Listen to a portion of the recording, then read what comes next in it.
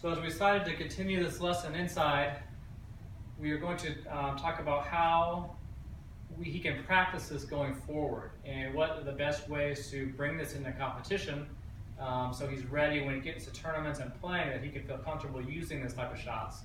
So I would recommend when you're on the golf course and just out there practicing by yourself, hit a couple shots from 80 yards. Hit one with a lob wedge, hit one with a sand wedge, hit one with a gap wedge, and see how that changes trajectory. Then maybe on the next hole, do the same thing from 100 yards or 70 yards and hit maybe from the front of your stance and on the back of your stance, in the middle of your stance, and see how that affects your ball flight. And also, so those two ways, if you pick the same yardage and hit different ball positions on different clubs, there's also, I would recommend going to front pins, middle pins, and back pins, and using those combinations to see which one works the best. So maybe if it's a front pin, you want to put it a little bit farther up in your stance and aim a little bit left and cut it in. Over it's on the back, maybe you're taking, if you're normally going to hit a sand wedge, take a pitching wedge or gap wedge to get it low, or just take the sand wedge and hit it, put it back in your stance to get it to the back. Does that make sense? Yep. Okay. You can also do these things on the range.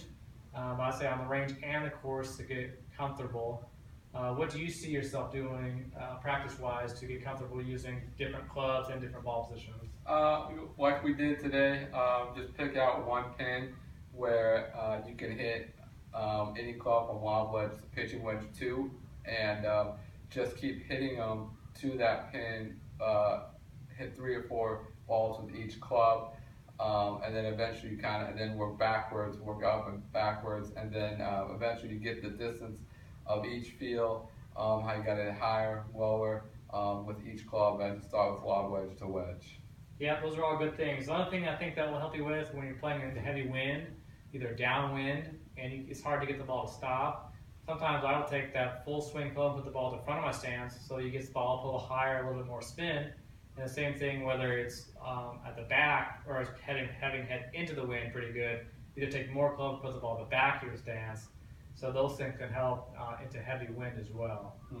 Yeah. Do you feel like you got some good things to work on the range on the golf course and maybe experiment and see how it goes? Yes, I do. Thank you. All right.